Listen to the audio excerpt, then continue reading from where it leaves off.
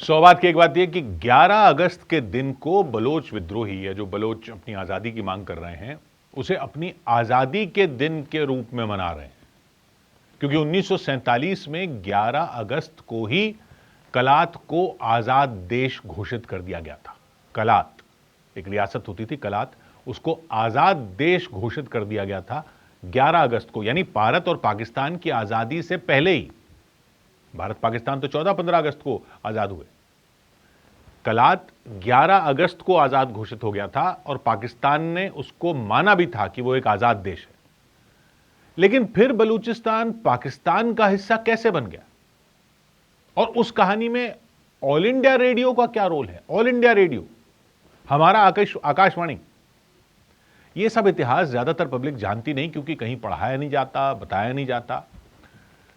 क्या हो रहा था उन दिनों में कि आज तक कई इलाकों में और कई लोगों के जहन में रह रहकर चिंगारियां सुलग रही हैं, यह समझना जरूरी है। और बलूचिस्तान की कहानी भी समझनी जरूरी है। बलूचिस्तान यानी बलोच लोगों का इलाका। जैसे पश्तून यानी पठान होते हैं, या उज़्बेक होते हैं, या कुर्द होते हैं, वैसे ही बलोच होते हैं। और ये जो आज का बलूचिस्तान आप देख रहे हो पाकिस्तान के नक्शे पर, बलूचिस्तान का ये वाला नक्शा, ये आप जानते हो कब बना है? ये तो बना है अभी 1970 में। बलोच लोग रहते हैं इस पूरे इलाके में, और इस बलूचिस्तान से लगने वाले ईरान के इलाके में भी रहते हैं। ईरान के उस प्रांत का नाम है सिस्तान बलूचिस्तान। और बलोच लोग रहते हैं बलूचिस्तान से लगने वाले अफगानिस्तान के इलाके में भी। लेकिन अंग्रेजों के राज के टाइम में अंग्रेजों ने फारस के साथ बॉर्डर तय कर दिया, फारस यानी आज का ईरान, तो उस तरफ का बलोच लोगों का इलाका चला गया ईरान में। और अंग्रेजों ने ही अफगानिस्तान से बॉर्डर तय कर दिया, तो उस तरफ वाला बलोच लोगों का इलाका हो गया अफगानिस्तान में। बाकी बचा वो इलाका जो आज पाकिस्तान में है। लेकिन ये पूरा इलाका पाकिस्तान के अंदर भी एक बलूचिस्तान नहीं था। इसमें एक रियासत थी जिसका नाम था कलात, और कलात के शासक को कहते थे वहां के खान। मतलब जैसे पटियाला में महाराजा थे, लखनऊ और भोपाल में नवाब थे, हैदराबाद में निजाम थे, कलात में खान थे। और कलात के अधीन ही 3 छोटी रियासतें भी थीं, या यूं कह लीजिए जैसे जागीरें थीं। ये थी खारान, लासबेला और मकरान। ये ध्यान दीजिएगा, 3 और थी, यानी ये कुल 4 रियासतें थीं। मुख्य और बड़ी रियासत थी कलात। कलात के पश्चिम में जो ईरान की तरफ रेगिस्तान का इलाका है वो थी खारान की रियासत। जो दक्षिण में समुद्र के किनारे का इलाका है सिंध के पास, वो थी लासबेला की रियासत। और समुद्र के किनारे ही आगे ईरान की तरफ का जो इलाका है ग्वादर की तरफ का, वो थी मकरान की रियासत। कोने में समुद्र का एक इलाका था, समुद्र के पास एक इलाका था ग्वादर, जो ओमान का हिस्सा था। जी, ये जो ग्वादर बंदरगाह है, ये जो अभी ग्वादर बंदरगाह है ना, आपने जिसका खूब नाम सुना होगा, ये ओमान में थी, ओमान का हिस्सा था। तो खैर, बलोचों की मुख्य रियासत थी कलात, और कलात के साथ अंग्रेजों ने एक समझौता किया हुआ था जिसमें विदेश के सारे मामले ब्रिटिश राज के हाथ में थे। सेना अंग्रेजों की कलात में तैनात थी, और रेलवे बनाने का काम अंग्रेजों ने अपने हाथ में रखा हुआ था। और कलात के शहर क्वेटा के आसपास के इलाके को ब्रिटिश सरकार ने अपने डायरेक्ट कंट्रोल में ले लिया था। वो क्वेटा के आसपास का इलाका हो गया था ब्रिटिश बलूचिस्तान। उसके अलावा, क्वेटा के आसपास के इलाके के अलावा, बाकी पूरे कलात में राज चलता था कलात के खान का। खान ऑफ कलात, उनकी हुकूमत थी। और कलात की रियासत का मानना था कि बाकी जो रियासतें थीं ब्रिटिश राज में, जो ये पटियाला, जयपुर वगैरह, उनसे अलग और ब्रिटिश राज से बराबरी का दर्जा था कलात का। कलात ये मानता था कि हम तो ब्रिटिश राज के बराबर हैं, तो हमारी हैसियत अलग है। और कलात के आसपास की जो ये छोटी रियासतें थीं, खारान, लासबेला और मकरान, ये भी खान की सरदारी को मानती थी। बस सेना अंग्रेजों की थी, रेलवे का हक अंग्रेज को दे रखा था, बाकी सब कलात की चलती थी। तो दूसरी वर्ल्ड वॉर जब चल रही थी तो यह बात होने लगी कि अंग्रेजों को भारत छोड़ना होगा।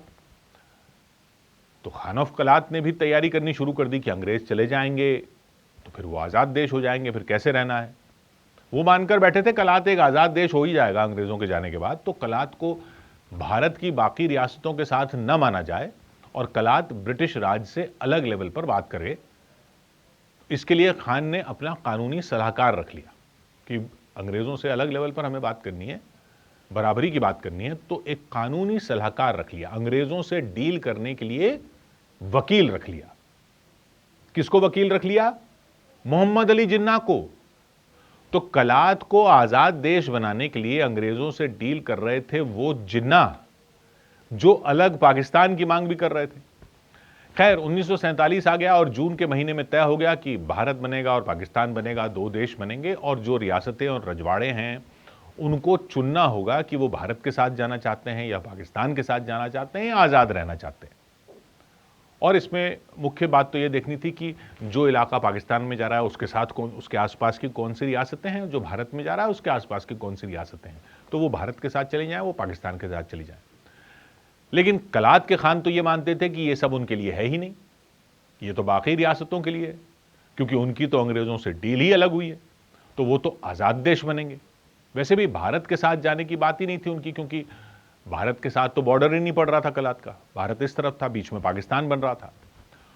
और जिन्ना तो उनके ही सलाहकार रह चुके थे, जो पाकिस्तान बना रहे थे जिन्ना, वो उनके ही सलाहकार थे, उन्हीं के वकील रह चुके थे, तो कलात की आज़ादी की वो वकालत कर चुके थे। लेकिन जिन्ना ने खान को कहना शुरू कर दिया कि इस तरफ पाकिस्तान बन रहा है, मुसलमानों का देश बन रहा है, बलोच भी लगभग सारे ही मुसलमान हैं, तो कलात को भी पाकिस्तान में शामिल हो जाना चाहिए। जो ब्रिटिश बलूचिस्तान था, यानी क्वेटा वाला इलाका जिस पर अंग्रेजों का सीधा राज था, क्वेटा के आसपास का इलाका, वहां पर जिन्ना की मुस्लिम लीग ने कबीलों को अपने साथ कर लिया था, वहां अपने साथ कर लिया था, और यहां खान को बोल रहे थे आप भी आ जाओ। कबीलों का फिर जिरगा हुआ क्वेटा में, जिरगा यानी जैसे खाप पंचायत होती है, खाप पंचायत वैसे बैठक हुई, और कबीलों ने फैसला लिया उसमें जिरगे में कि पाकिस्तान में वो शामिल हो जाएंगे। यानी क्वेटा के आसपास का जो इलाका जो अंग्रेजों के सीधे कंट्रोल में था वो तो बन गया पाकिस्तान, ये तय हो गया। लेकिन कलात के खान नहीं माने, उन्होंने जिन्ना को साफ कह दिया कि नहीं, कलात तो आजाद मुल्क बनेगा, अंग्रेजों के जाने के बाद वो तो आजाद रहेगा। तो जिन्ना ने उनसे कहा कि ऐसा करो कि जैसा समझौता अंग्रेजों से किया हुआ था वैसा पाकिस्तान के साथ कर लेना, मतलब आपको आजाद मुल्क रहना है, आप आजाद मुल्क रहो, झंडा आपका रहे, हुकूमत आपकी रहे, लेकिन सेना और विदेश मामले और कम्युनिकेशंस यानी संचार का मामला, ये सब आपका पहले अंग्रेज देख रहे थे, अब पाकिस्तान देख लेगा। खान ने कहा कि वो कलात की संसद तय करेगी। तो उस टाइम तो जिन्ना ने उनको ऐसा दिखाया जैसे वो मान गए हैं, और कलात ने 11 अगस्त को एक स्टैंड स्टिल अग्रीमेंट पर साइन किए कि कलात अब एक आजाद मुल्क है। 11 अगस्त को कि कलात अब एक आजाद मुल्क है, बस रक्षा, विदेश और संचार के मामले पर पाकिस्तान के साथ कैसे जाना है वो आगे कलात की संसद में तय होगा। तो इस तरह से बलोच लोगों को भारत और पाकिस्तान बनने से पहले आजादी मिल गई थी, 11 अगस्त को ही, 11 अगस्त 1947 को। और जिन्ना ने और पाकिस्तान ने बाकायदा इसको कबूल किया था कि कलात पाकिस्तान का हिस्सा नहीं होगा। 11 अगस्त को कलात आजाद हो गया, और फिर 14 और 15 अगस्त को की मध्य रात्रि को पाकिस्तान और भारत आजाद हो गए। उसके बाद जिन्ना ने क्या किया, जिन्ना के पाकिस्तान ने अपनी चालें चलनी शुरू कर दी। जिन्ना कलात के खान के कानूनी सलाहकार रह चुके थे, उनके वकील रह चुके थे, उनके करीबी रह चुके थे, उनको वो मनाने में लगे रहे और दबाव भी डालते रहे, मनाते भी रहे, दबाव भी डालते रहे कि पाकिस्तान में आ जाओ, पाकिस्तान में आ जाओ। लेकिन कलात की संसद में साफ फैसला ले लिया गया, दिसंबर में यह फैसला हुआ कलात में कि कलात पाकिस्तान का हिस्सा नहीं बनेगा। उसके बाद जिन्ना ने खान से सीधी बात करना बंद कर दी और अपने विदेश मंत्रालय के जरिए ही बात करते रहे। जिन्ना ने सीधा कांटेक्ट ही छोड़ दिया खान से दिसंबर के बाद, और विदेशी अखबारों में तरह तरह की खबरें छपने लगी कि खान भारत सरकार से बात कर रहे हैं और भारत कलात में एयरबेस बनाने की डील कर रहा है। ये सब अफवाहें चलती रहीं, और कई विशेषज्ञों का तो मानना यह है कि यह सब अफवाहबाजी पाकिस्तान करवा रहा था, बलोच लोगों में, जनता में, वहां की पब्लिक में खान के खिलाफ विद्रोह करवाने के लिए। जिन्ना ने फिर कलात के अलावा जो छोटी रियासतें थी, जो बाकी थी ना 3 रियासतें, उन पर फिर दबाव बनाना शुरू किया, क्योंकि जिन्ना को सेना मिल गई थी, पाकिस्तान को सेना मिल गई थी। ब्रिटिश सेना का उधर का हिस्सा पाकिस्तान को मिल गया था। सेना बढ़ गई थी, भारत की सेना और पाकिस्तान की सेना। तो जो पाकिस्तान को सेना मिल गई, पाकिस्तान के पास बड़ी सेना आ गई अंग्रेजों की, तो छोटी ये जो बलोच रियासतें थी, यानी खारान, लासबेला और मकरान पर इन्होंने प्रेशर बनाना शुरू कर दिया। उनके पास तो सेना नहीं थी और मार्च आते आते उन छोटी रियासतों को सेना के जोर पर पाकिस्तान में शामिल होने पर मजबूर कर दिया गया। क्वेटा वाला इलाका पहले ही पाकिस्तान में शामिल हो चुका था।